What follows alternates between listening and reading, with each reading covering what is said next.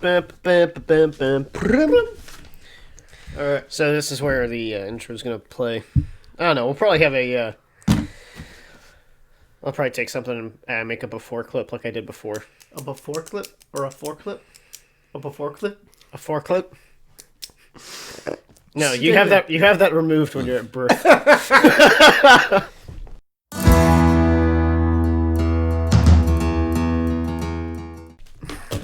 Okay. Welcome everybody back to the Cryptwins. Today we are talking about cryptids in Alaska. Yes. The biggest state in the United States. Constantly cold and constantly full of monsters. So Yeah, we're going to go ahead and go over some things. Michael's going to go ahead and talk about something first. Yep. And then we'll go on with mine. We'll talk about some of the other not less than important, but lesser known stories, but like urban legends and stuff as well. Yeah. So this is what episode 2 was going to be if we knew what the alphabet was. If we knew it, yeah. We knew alphabetical We order. knew how to do alphabetical order. All right, so oddly enough, there's so many different kinds of bipedal monsters that are either human-like or human-like and animal-like at the same time. So, Anthropomorphic? anthropomorphs. Anthropomorphs.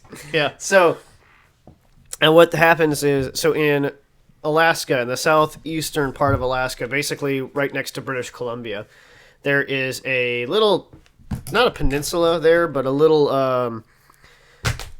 I guess it's not a peninsula. It's a little section of land right there at the Gulf of Alaska. I'm going to pull it up real quick so I can see it. Oh, and what it is it's a little area where the tribe of the Tlingit are, and the Chimshian. So they have a legend called the Otter Man. And what they call it is the Kushtaka, which really translates directly to land otter. Okay. So what's cool about it and slightly terrifying about it, it's a shape-shifting cryptid. So kind of like werewolves, they can transform into a beast/man. Okay. And but ottermen can change back and forth kind of at any given time, and whenever they're in human form they still have incredibly pointed teeth. Okay. So you can tell what they look. You can tell if you're going to be around one. So the area in which I'm talking about is right in here. This section here of Alaska. Oh yeah, you can. It's a very narrow. It's a very narrow section here, next to, like I said, British Columbia, right there at the Gulf of Alaska. So, and I believe actually Graham Island is actually where I'm going to be talking about. Okay. So, one of the areas that's purported.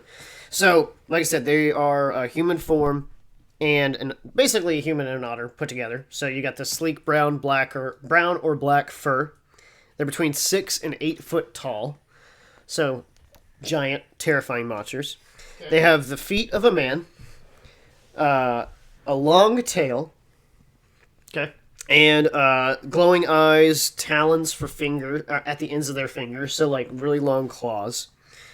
And like I said, a mouth full of razor teeth. Oh, nice. So, pretty terrifying to think about. When it's in human form, like I said, it still has sharp teeth. Now, this is actually, oddly enough, and this is still to this day, the Tlingit tribe is still scared or somewhat paranoid of the Otterman, Okay. and will actually avoid going into lands that are purported to have them in, or lands they assume or say that are the Ottermans. They will stay away from those lands. Okay, so it's like it's no joke, like an urban legend that has reverence in a culture. That's kind of interesting. Because what they do is, so what an Otterman does, and the stories are kind of back and forth. It's a mixed bag of results on what you get. Sometimes they are malevolent, sometimes they're benevolent. Sometimes they're nice, sometimes they're evil. Yeah. Straight up evil. One of the things they do is they will feign the sounds of like a crying woman or a child drowning in the water. Oh, wow. And that'll pull people into wanting to help them out and making sure that they are not going to die. And then the Ottermen take them underwater, drown them, and pull them limb for limb. Okay. Or, like a vampire, they make them into Ottermen. Huh. However, when you're turned into an Ottoman, kind of like the vampire stories, you lose your soul. You have no soul after you're turned into an Ottoman. Okay. Their favorite, with as easy as they're tricked, children are usually the main target of the Ottoman. Usually. Why? Easier to trick, easier to capture. Oh, okay. That's kind of... Come play with me! Yeah. They can also shapeshift to look like family members, too. And the only way you'd be able to tell is that they'd still have their, like, pointy teeth and stuff like that? Yep. Okay, wow. So the funny part is, they can, and the other thing, too, they reported to turn into family members. And these family members then lure you into areas where the Ottoman basically get you. Oh, okay. So this kind of ties into they have a telepathy of some kind because they can tap into your mind's eye and say, "Hey, this is your family member. This is who I can mimic." Oh, that's creepy. So now this is the funny thing about that though, is with them sometimes being benevolent, they can change themselves into a family member to lure the person away from danger. Huh. So there's reports of people like getting lost in the forest and stuff like that and almost dying of like hypothermia.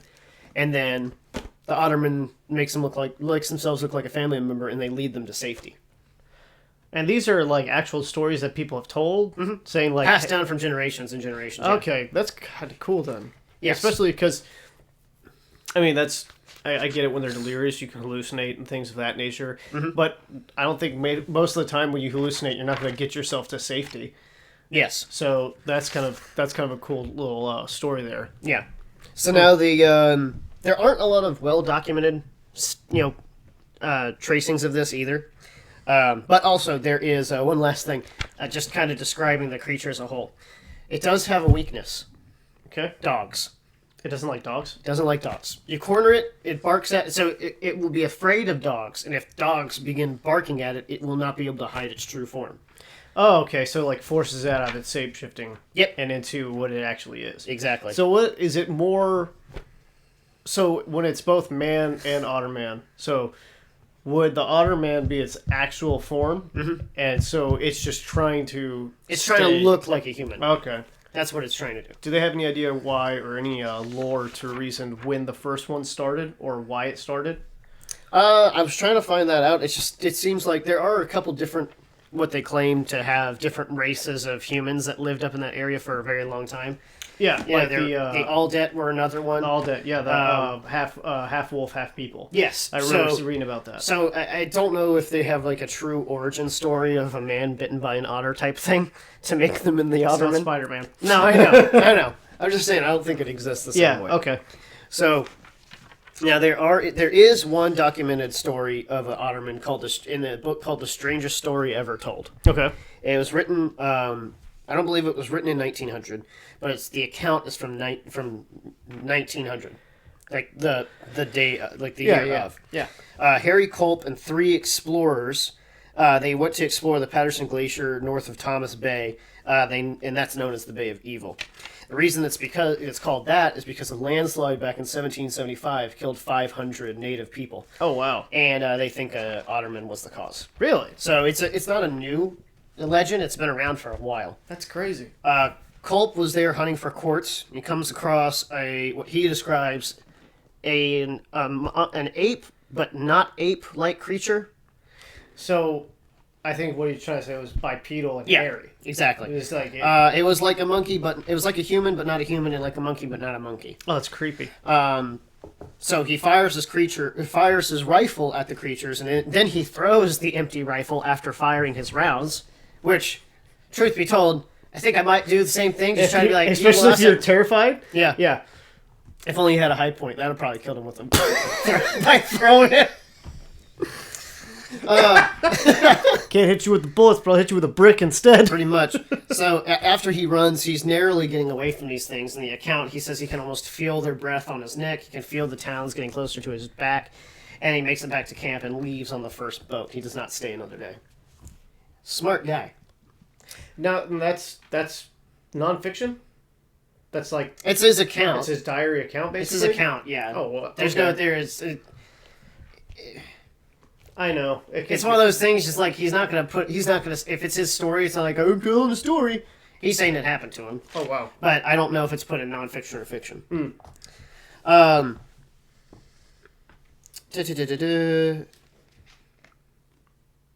So there's a couple things about, like I said, there's a couple things about, and that's just one account. So what happens when when you're finally taken by an Otterman? Yeah. So if you're not killed and not eaten, you're taken back to their homeland to be made into an Otterman, where you lose your soul and then you become this monster Creature. Yeah, that only eats like raw meat and things of that nature.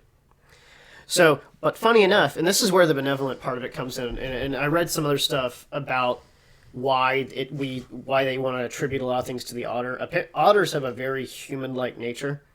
They actually create tools. They're actually pretty nice to each other, but then they also have a darker side that people don't talk about, where they have like lots of relations.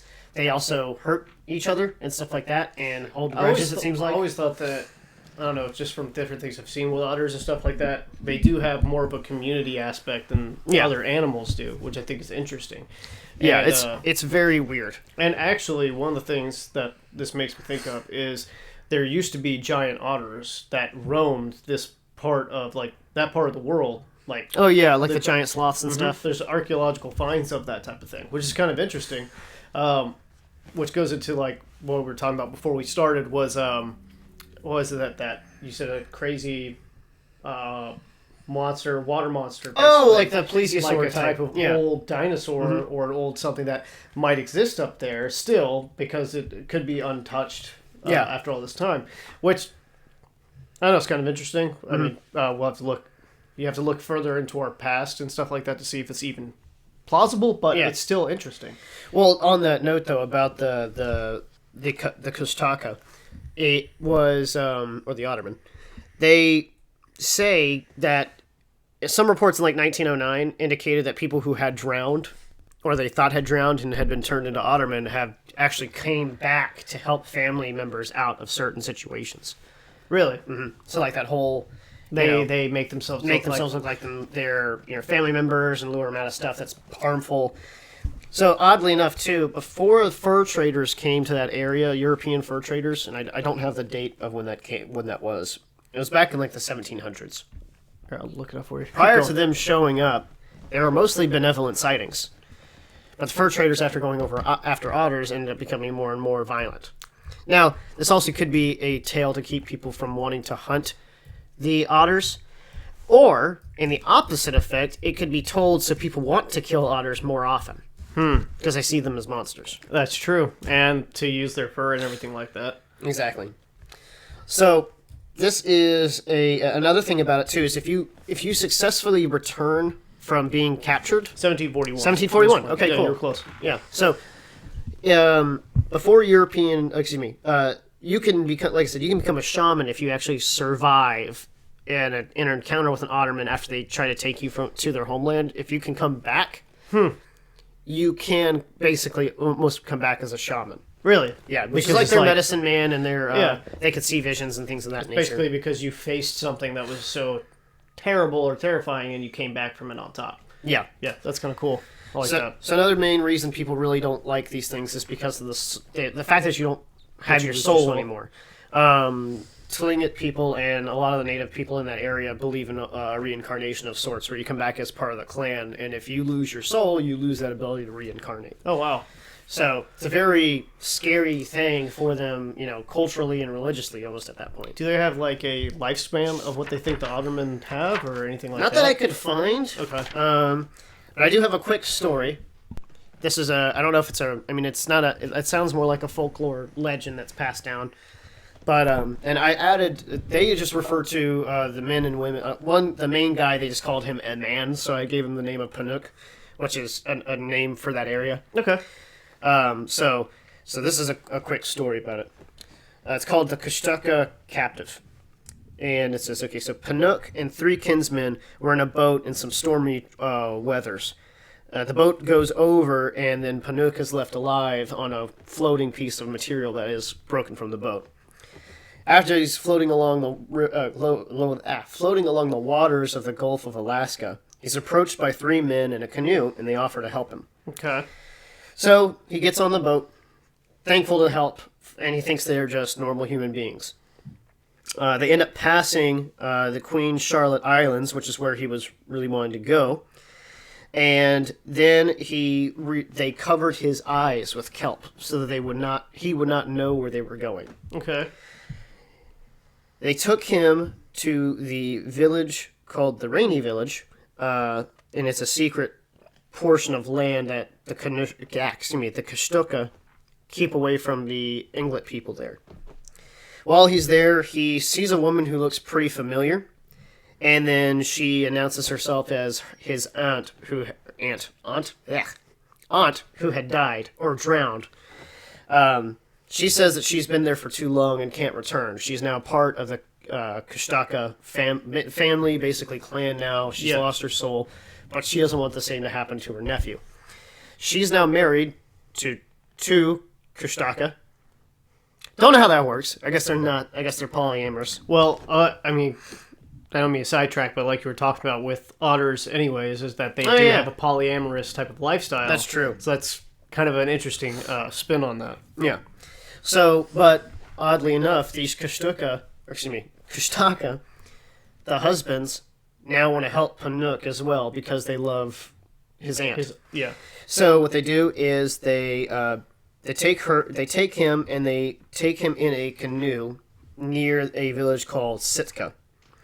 At Sitka, they hear a raven call as they're getting close to the water, and they are frightened because they feel like they're going to die. Kashtaka can die if they hear a raven call and are not on land. Okay, so oh wait, never mind. There's a part of my story that talks involves a raven. It involves a raven. Just That's like neat. That. It's interesting. Okay, so fearful that they might die, they get out of the boat and then they cover Panook. They take the canoe and they tip it over on top of him while they're on the beach because they don't want the other Kashtaka to come after him. Yeah. Or his own clansmen who might think that now he's one. Yeah. Yeah. After they tip the canoe and they end up leaving, at a certain point, Panook, he's not fully human and not fully Kashtaka at this point. He's kind of somewhere in the middle now, which is not really good. He sleeps during the day. He's up all night. And at night, he starts howling, shrieking, and villagers hear cries of laughter echoing through the forests, waking them up at night. The council forms in the clan in the village there to capture whatever's making this crazy noise. And this is his own village that he's at, outside of. Yeah, it's back to his own village. Okay. They set up traps, they set up snares, they set up nets, nothing works. He's running through everything like they're made out of spider webs. Okay.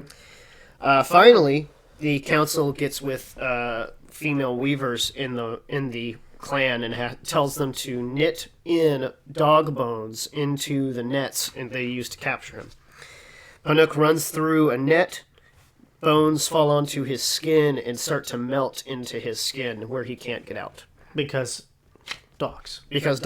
Okay. Not a real reason there why dogs are a thing that frighten Panook so much, or frighten the Kashtaka so much. Frighten or killed him. Yeah. Well, dog bones. I know I wrote this down, and I totally skipped over it. Dog bone daggers are your best bet against a Kashtaka. The dog has to die of natural causes, though. You can't kill your dog for its bone, or else it doesn't work. That's pretty brutal. Right? That's pretty cool. Yep.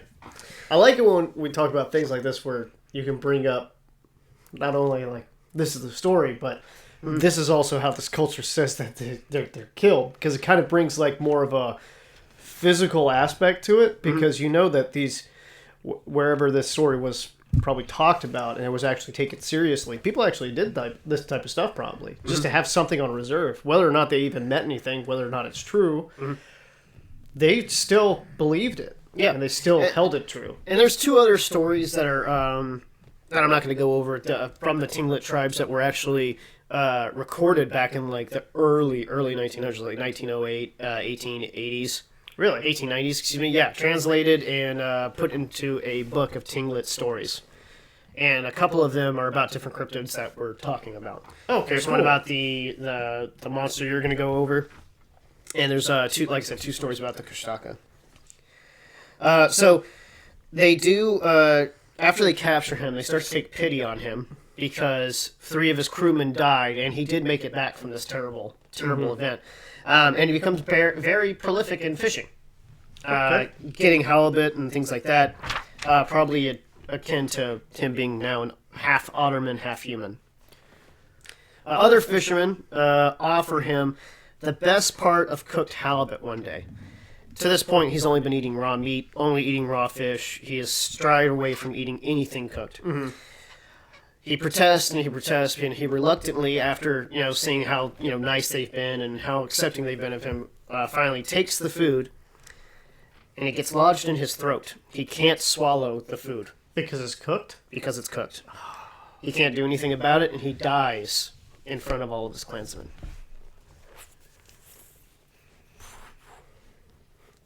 It had such a good point to that, like a good movement to that story. Mm-hmm. And now Panook's dead. Oh, wow. That's crazy. Mm-hmm. And, oh, man. That's a good story. Yeah, so like I said, I had to put in the names, and I shorthanded it, but that's actually pulled from that's another story that's been around for a very long time. Okay. It's pretty funny. The sources I've pulled from the book that I had pulled it from, and that's where's my. It's not this one. This is called Tinglet. This is a book called Tinglet Myths and Texts. This was actually written in, like I said, in 1909 or in the early 1900s. It's a very cool book. It goes over quite a few different stories about the Tinglets. Like some of the things that they held. It's like the Raven. The first one clan. is the Raven. Yeah, English version of the Four Brothers, Wolf Chief's son, and then you see here the Land Otter's sister and the Land Otter's son. Okay. These are more benevolent, actually, too. Those are more where the, I know the sister one is. I haven't read the Otter's son. I just want to see if, because they're not close, at least from where they were at. No, yours isn't in here now I think about it. Yeah, I don't think so. Unless they have... no, that was Yeah, this is just it doesn't have it. But there is the book.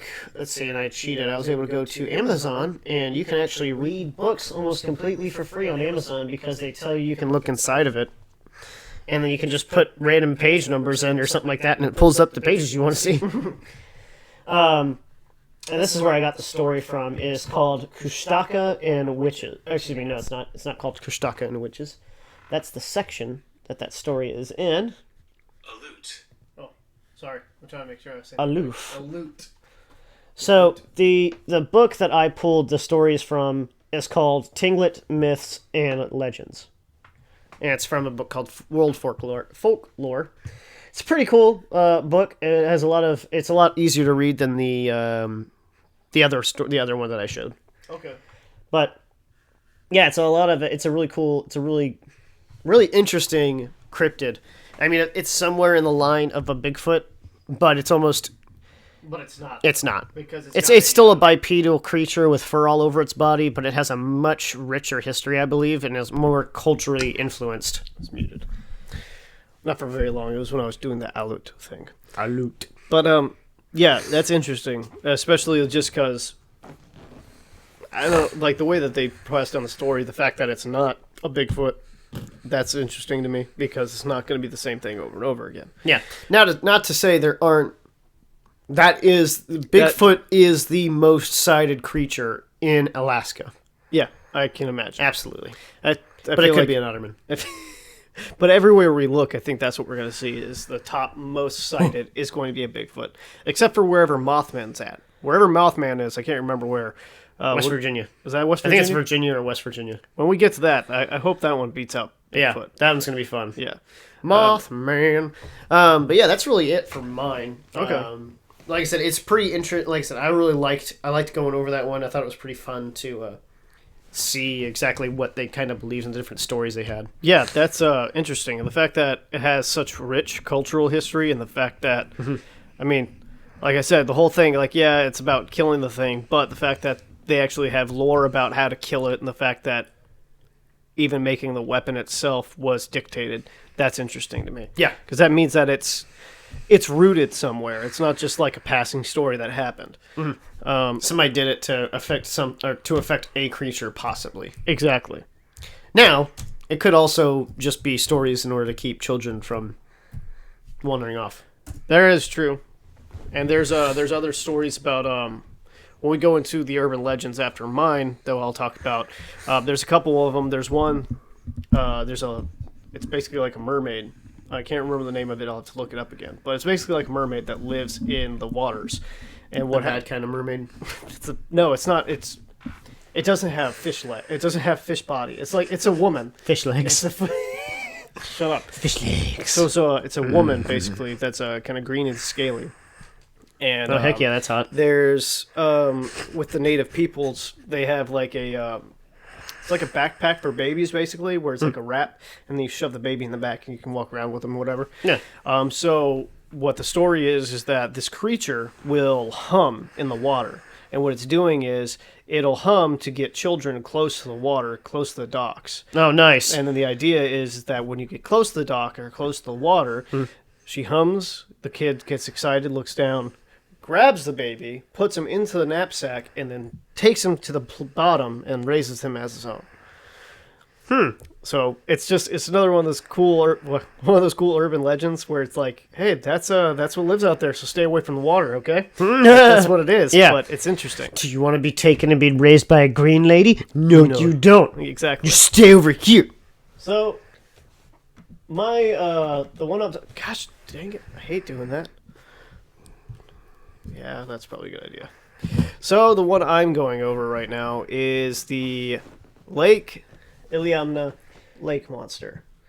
I'm sorry, Iliamna Lake Monster. We'll zoom in some more so I can see it. Yeah, it's right here. Also, turn off that stupid no things thing. It's this big lake right here. I don't know if you can see it on the screen, but yeah, you can. I can see it. So this lake is the second largest lake in the entire United States after Lake Michigan. It is 77 miles long, 1,000 feet deep at its deepest point. Whoa. And approximately 1,200 square miles. So it's the biggest lake in Alaska, second biggest lake in the entire United States, which is pretty interesting. And the reason why we would believe something like the lake monster, or as the Aleut people call it, is the Jig-ik-nek. And then there's also another story about what it possibly could be. I'm going to butcher this, but it's the Guna Kadyet, which is a Tlingit story. Oh, Tlingit story? Yeah. So I'm going to go into some of just the research that I pulled up about it. So the most recent sighting was actually in August 2020, seen by what was her name? Alexana Salmon. She saw something slightly break the surface. I know. Don't make me that face. What? Her name's Salmon? Her last name is Salmon, yes. Really? Yes. Are you sure? Yes. I could pull up the story right now. Sorry, go ahead. Yeah. I'm sorry. But her name Shouldn't is have smiled, but Alexana Salmon saw something slightly that broke the surface of water, and she said it was like fleshy, it was fleshy, but it looks like a submarine, basically the way that it kind of like plopped up. Yeah. But she only saw it for a moment, and then when she looked at it, she said that it took off towards New Wayland Town. So I'm not sure where she saw it at, because it says that she was going around taking care of tribal business and things of that nature. But she saw it. She said it broke surface water and then bolted. And then there's multiple different stories and sightings where people have said that they either see it break the water, it comes close to the water. Some people say it never breaks the water. Some people say it blows out air or something like that. Some people say they see one or they see multiple. And they're huge. Well, see, it makes sense that there's multiple. Yeah. I mean, it's just like the Loch Ness Monster. Yeah, which I do believe the Loch Ness Monster exists, just because there's been hundreds and hundreds of sightings over thousands, over a couple hundred years. Exactly. So, and it's not just as of late where people are like, let's make a tourist attraction. Yeah. Who wants to see a monster? And the only reason you can't have a monster that lives for 400 years by itself with no reproductive. Yeah. You know, lonely and upset Well, he must then be. again, you could talk about the fact that like things like sleeper sharks and the sharks that live like up in the Arctic Circle, they live for a very, very long time, like 120 something years. Jeez, without a mate though. Yeah, Oh, they can jeez. live super long, and all they do is they basically just kind of like that's all they do. They just slowly move because the water's there's- cold. Okay, So if there's anything we can learn from nature, is the slower you move, the the longer you live. Yeah. Okay, so the first sighting that has probably been like more brought up into the Western world, or at least what's been reported mostly for people, is like in actual news and stuff, as opposed to just regular stories or cultural stories. There was a 1945 sighting by a Larry Rust. Larry Rust. He was U.S. Coast Guard and geo. I can't read my own handwriting. Don't you love that? Mine's just as bad.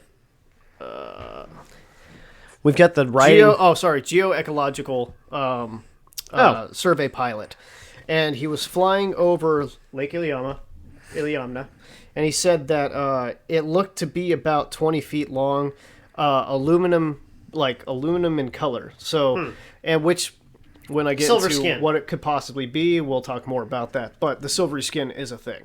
That's what pops up multiple times. Yeah. 1963, a biologist said the same thing. It was 20 feet long. It did not surface, and he worked for Alaska Fish and Game. 1967, missionary Chuck Crapshoots. I need to. It's Crapachutes, but that's how it's spelled. Saw it during a flyby while with other people. And he saw it during a flyby, and then he came down and he was going to see if he could catch it. And then he used 5/16 stainless steel fish hooks, like very big, 5/16 steel, and he said that they were straightened out. Like something grabbed it and then straightened the hook. Whoa. Like completely. That's a lot of power. And then 1977, there was a large animal, 12 to 14 foot, seen by a pilot and 2 passengers. And then the same thing happened basically in 1987, 1988. And funny enough, in 1979, there was a $100,000 reward awarded by the Anchorage Daily News to whoever catches it. Nobody Going ever, to Alaska. nobody ever did, but it was only for that year, I think. So. We'll say we didn't read that part. They owe us anyway. So, and then I found, after all that, I did find that there was a earlier sighting. The earliest sighting that has been recorded was in 1942 by a Bill Hannersley. He saw multiple creatures. Multiple, about 10 meters in length. So 30 feet. Shut You want to up! argue about that again? It's about 30 feet. Wait, 10 meters? Yes. It's a little over 30 feet. Okay. You're an idiot. Okay. So, Things the like cool 40 thing feet. is, there's a lot of different stuff about this. There's a lot Yeah. of different A lot of people that have sightings. seen it, a lot of people that talk about it. And there's actually Bruce Wright. He's a marine ecologist and apex predator specialist. He got kind of obsessed with this idea. predator.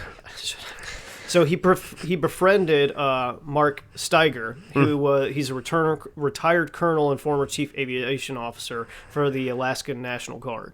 Okay. So in 2017, Steiger was convinced to help him out, and what happened in 2017 to Steiger specifically is that he was on his boat and he had a 38-pound anchor at the bottom, and it moved 50 yards at 100 foot in depth. So How heavy was it? 38 pounds. No. 38 pounds, and something moved it 50 yards. Jeez. So that's kind of crazy. He said the line was going in an opposite direction. It was tangled. All of his metal snaps were bent. Everything that went to, like, Hold that in place, Basically, yeah. his anchor was messed up because of something. His gear was fit for plus 10 pound for shark, like 10-foot long shark. It was, and over that, it was made for that. And halibut at over 300 pounds. So something very, very big. Yeah, I mean, how heavy must this thing be if it's that big? The people have speculated about 1 to 2 tons, things of that nature. Whoa! So Bruce and Mark also Trying to catch a whale. They developed a underwater camera, and they plan to search again in the summer of 2021. Ooh! So they were trying, but they're going to try out some more stuff. Well, that'll be fun to see. In 2017, I forgot about this was a sighting I told you that had 9 people, 9 adults with their names. I won't say their names, but can I say their names if it was found on a news article? Yeah, Okay. it's a public record. They put it out there for Okay. So 9 adults witnessed on June 18th through the 19th. On 18th, they saw a small amount of it, and like only 2 people or 3 people saw it. And then the second day, the rest of them did see it. So it was a split event over the 2 days of 2017, June 18 and through the 19th. They witnessed aluminum-colored creatures about 15 to 30 feet in length, ranging in size. So it's pretty interesting. And the story of the Jigignac goes back into the Aleut people. And then the other story about the... Let me say it again, because I'm going to screw it up. Gunatidiet. This actually had an interesting story that I do want to read about, because it's one of those cultural stories that brought together what they were seeing with this animal. Did your email come through? Yeah, I opened up all the links already. No, there was another one I sent you. No, I only got one. Ah, crap. My phone died before it sent out. How the heck's your phone? My phone, not my. It's 11 a.m. Not my phone, my computer. Oh. Story of. Hold on.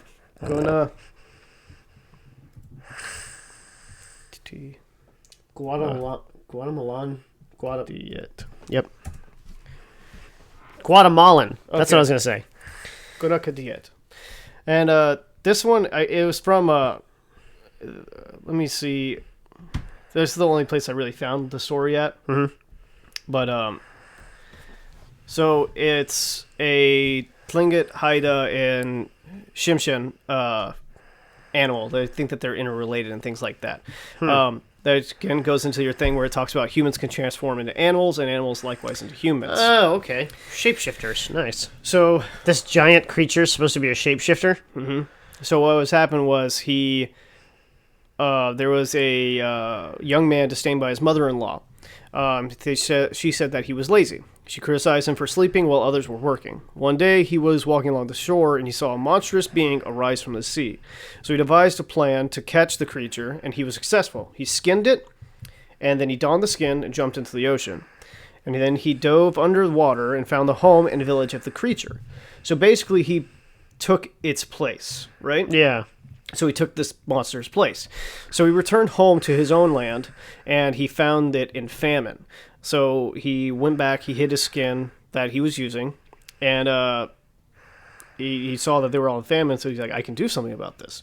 He put the skin back on, dove into the sea, and returned to the village with 1 salmon.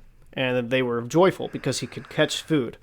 And then the next day he went out again, returned with 2. The following day he came back with a seal. The following day he came with a whale. Basically saying that he is getting more monstrous. Yeah, he's turning more powerful. more into it. And so the mother-in-law was convinced that... Back up a bit. Why? You're breathing into the mic. Oh, gosh. So...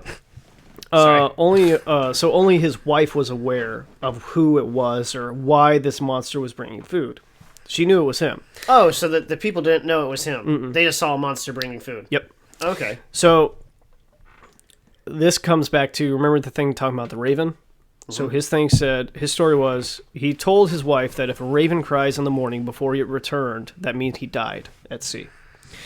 So in the morning, his wife awoke to find that her husband did not return, and she heard the cry of the raven, rushed to the beach, found the creature dead on the shore. And the villagers learned that it was not the mother-in-law who was responsible for the food, but the creature. So she was taking the... He was bringing the food to her. Yeah, and she was taking She was taking it and saying, "Look what I did." So the villagers learned it. And What a loot. They said that the Gunakadiet's spirit returned to its home in the sea, and his wife could not overcome her grief. Hearing her cries, he returns to bring her to his home in the sea. So he brought her down there with him. Yeah. So he died, but he didn't die. He died, but his spirit prevailed. And he was the monster Yes. afterwards. Yes. That's like a reincarnation thing. Yeah, it kind of is. So, go a little bit more about the Chigikinak. That's what the Tlingit called it and things like that. Not the Tlingit. No, the Aleut. I think the Aleut. Yeah. So it's just another story, but it's pervaded in a bunch of different tribes out there that talk about it, which is pretty interesting. Okay. Now we can talk about what it could possibly be. And thanks to this guy, Dr. Carl Schuker, this is actually where I got some of my information from that I thought was really interesting about what it could possibly be. And it was just really neat to see. Because Lake Iliamna is home to some of the only freshwater seals that exist in the entire planet. And they're extremely rare and very endangered. I do that all the time, sorry. So, Schuker Nature, he talked about the possibility of what the monsters of the lake could possibly be, whether it be giant sturgeon, which do exist in the lake. Huge sturgeon that gets very big, very large sizes do exist there. Sturgeon's freshwater? That's what they were saying. Yeah, sturgeons are freshwater. Are they? I think so. I don't know. So some people believe that it could be the Megalatoria, which is a long-necked seal. What? A long-necked seal. So there was actually, and I have to look more into this, but there was findings that seals basically have a longer neck than we think to begin with, because the way that their skin is shaped and their fat on them, it makes it seem like it's all just like bloop, but actually it has a longer neck. Yeah. So that isn't to say that there isn't a type or a mutated version that exists that is a long-necked seal. And if it's a long-necked seal, it could look like a monster because it would have a fat body, a long neck, and it would blow out air out of its head. It would have to surface multiple times. Well, not out of its head, but out of its mouth. Well, yeah, that's... Seals don't. Yes. I thought you meant like the top of its head, like a dolphin. No. So, that's pretty fun. Well, I mean, that ties into the fact that, like, I heard somewhere yesterday, I heard another podcast I was listening to. We know more about the surface of Mars than we do about our own oceans. Yep. And I think that goes to say the same thing with our lakes. I think we know even less about our own lakes. Mm-hmm. Especially ones as deep as 1,000 feet. Yep. So, I wonder if there's anything swan-necked seals in the pinniped prehistory. They did exist. Long-necked seals did exist. That sounds so funny to me. Like, it's interesting, but the idea that it could exist is there. Well, the fact that it has existed in the past. I saw something that I really thought was hilarious to read. It was like, what sounds more probable? And this is about a unicorn. Mm-hmm. A horse with a horn on its head, or a 12-foot tall creature that's checker pattern with the head of a goat, the feet of a horse, and a pattern of a cheetah with a neck longer than 8 feet. Yeah. What sounds more believable? Exactly. A flippin' horse with a horn on its head sounds more believable. Or a giraffe. Yeah. So who gives birth to a kid that falls like 5 feet? There's actually stories about what what a unicorn actually could be. And it was a single-horned rhino. Basically, like, instead of it being at its nose, it was up on its head. Do you know the story originated from narwhals? Did it really? Yes. Oh.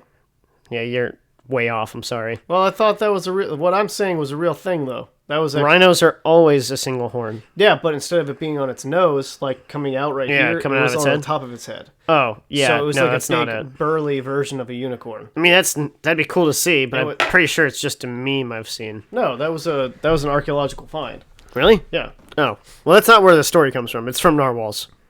Okay. I didn't mean to burst your bubble. Okay, so urban legends. These aren't what I wanted to see. Pass over it really quick. Shut up. Fine. Yeah, I get it. They're probably You know, a narwhal's horn isn't really a horn. Isn't it its tooth? Yes. Why are you so obsessed with narwhals? I did a stupid project about him in high school. Remember? That knowledge just stuck with me. It's so dumb. Shut up! They're a cool creature with a giant horn, and they use it to fight and stuff. And Yep. Keep talking. I like this. you know how bad that would hurt? To get attacked by a Flipping narwhal, yeah. tooth. A horn. A tooth. Your tooth. It's a tooth. This isn't what I'm looking for. You're a towel. What are you looking for? Oh, I looked at this guy's page as well. I'm trying to find See, when you talked about that Iliamna lake I monster. thought you were talking about that guy. No, that's sworn- a picture of a sturgeon. Oh, Stupid. Yeah, that's a picture of a sturgeon. okay. So this is the one I did want to talk about. This is a interesting one. The Urayuli. They stand about 6 to 10 feet tall. Can I just loop? Oh, whoa! I didn't know you could do that. So I didn't either. I didn't think it would work. The Urayuli, they stand 6 to 10 feet tall, and they have arms that reach down to their ankles. The behavior is they just roam around Lake Iliamna, which is kind of funny because that's where the other thing is. They don't really know how it feeds or how it lives. Creature is described as being curious and passive, so benevolent, and it doesn't want to harm people, but it has been blamed for stealing fish from nets. And it was actually cited multiple times in the late 1900s, and it has presence in native mythology. You know what's funny though? It's like a Bigfoot creature. Yeah. 1900s is like when the big rise of Bigfoot sightings seemed to happen. That's when skunk ape sightings started to happen a lot That's more. true. I don't remember exactly when the white thing started up too much. It was around 1900s. Yeah. Late 19th century. Aliens. Possibly. So, but another thing that I read that he doesn't talk about is what this guy doesn't say about it is people talk about the fact that, another legend that the way that these are created is as children that get lost in the forest. And then you become a Uriali. And you become a Urali? Yeah. Dang. A Uritor? Otterman. Oh, there you go. That's your Yeah. Kushtaka. Kushtaka. Oh, but they believe that they call the South, whatever. What? He was saying the same thing about Bigfoot. Well, yeah. It's... Kushtaka translates literally to land otter or otter of the land, something like that. Yeah. So, but it is another cryptid that walks. It's a bipedal. Walks on its feet, has a human feet, and half human, half person. So this is the other urban legend I was talking about. The Qualuplik. It's a creature of Inuit legend that described being human-like, having green skin, long hair, and very long fingernails. And she lives in the sea, hums to entice children, and wears the mautic. It's a parka to hold a child in the back. Mautic. Is there a pronunciation thing? I don't know.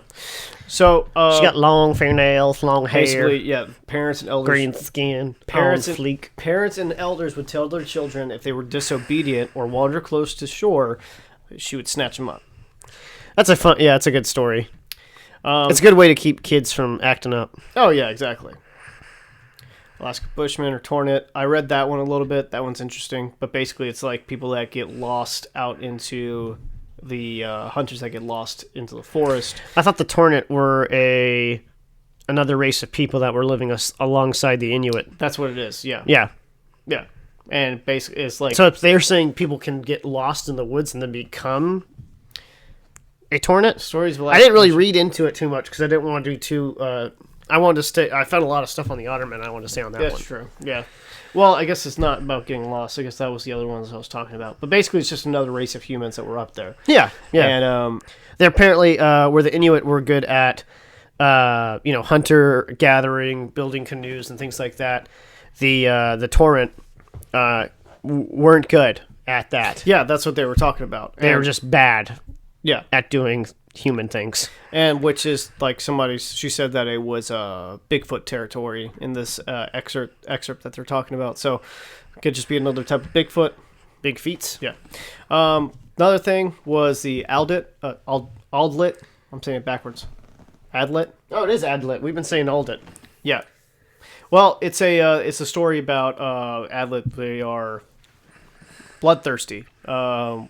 And they are basically like a werewolf, where the story goes that the woman that gave birth to this type of people had relations with a wolf. Yes. So, but read what that. I'm thinking of is that if you go into it and look at it as what if it was a Wendigo or a shapeshifter, and it wasn't, either it started out as a wolf as the Wendigo started, or a human could shapeshift back and forth. Yeah. Or wanted to stay with the wolf. But I read that story throughout a little bit, and I think it's supposed to just be a wolf, because there's at points where it's in wolf form.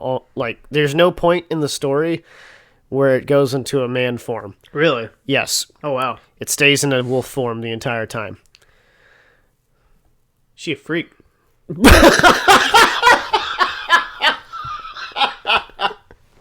That's a little. That's funny. Up. So she could give birth to She gave birth a to litter, Yeah. a large litter, half human and half wolf babies. Yeah. Babies. Bibis. So, let's see. The Excuse me. Tizahurk is a large snake-like creature. Oh, I did see that one. I kind of wanted Believed to to go over that roam one. Alaska's waters near the coastlines, having a head that's 7 foot long, with a tail and a tail ending in a flipper, for a total of 12 to 15 feet long, It's like 3 meters. like 4 to 5. We're gonna get that nailed down sooner or No, later. I'm not going to. You're gonna get it nailed down. I know what you're talking about. Stupid. I'm intelligent. Yeah, so that's another kind of interesting water creature. The Keelut, that's one that I actually started to look into because it turns into it's a story of basically like a black dog. Yeah, I which saw that has- one too. Which has revenants in a bunch of different cultures of a weird, just jet black dog with red eyes that is evil. Yeah. For some reason, that's everywhere. Well, there was some people too. I was looking into that one slightly, just like you did. But there's reports that it could also be an extinct form of wolf called a dire wolf. I've seen Or a that as saber well. wolf. I've seen that as well. Yeah, actually, there's a team. Well, not a team. I just think it's a weird guy that wants to bring dire wolves back. He's trying to breed them. He's Nice. trying to selectively breed wolves to bring back a dire wolf, which is kind of interesting. Nice. Yeah, but If that's it's possible. it's kind of cool. I mean, Put me down on that buyer list. yeah, right. They don't have dog restrictions here Oh yeah, and you're in this they don't. apartment. No, I can have whatever I want. That's pretty cool. Gonna get me a Bernese Mountain Dog. So what is next after Alaska? Arizona.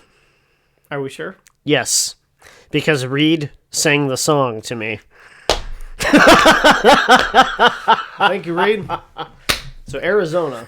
Ooh, that's Wendigo territory. Yeah, Yeah. and I was gonna say Chewbacca, but that's not right. Chupacabra. Chupacabra. It's that yeah. Shut up. So Be yes, allowed to talk sometimes. I'll just cut my mic there. So yeah, next week, Arizona. Hold on, read. Sing me the song, and it's Alabama, Alaska, Arkansas. No, Alaska, Arizona, Arkansas. It's not Arkansas, is it? No. I comes before K. I know. IK. Sorry. Stupid. You're stupid. Yep. So anyway, we'll take a look at that. We're gonna get a map And slap it up here Yeah. at some point. I might even throw it in as a picture while we're talking about it. Like, right, we'll try to put it here Yeah. ish. What? TV or the map? I'm gonna put a map. Okay. Picture in the video. Oh. We're gonna be like in Arizona, which is like over here. So we're gonna point to nothing. I am pointing to Arizona. Oh, so you're gonna put a picture here. You're such an idiot. Hopefully you're pointing in the right spot. You're just gonna keep moving the map back and forth. Absolutely. Yeah. Okay. Anyway, so Thanks for stopping by. thanks for watching. We're gonna be doing this like every Saturday. We're gonna, like I said, next week's got a new episode. Check us out on Spotify. We're on YouTube. I'm gonna try and put us on Pandora. Seems to be free too. I can set us up there. Cool. And anywhere I'm gonna try and get it anywhere you can get podcasts. Google, all that fun stuff. So if you want to hear Michael keep screwing up what meters to feed are and things of that nature, Hey. go ahead and search for us on those. It's pretty fun. We want to hear more about anthromotors. See you guys in the next one. Hey, like, share, subscribe, whatever, all that other crazy nonsense. And again, if you don't, I don't care. We're gonna keep doing it anyway. Oh, and Daniel wanted a shout out, so hi, Daniel. What up, Dan?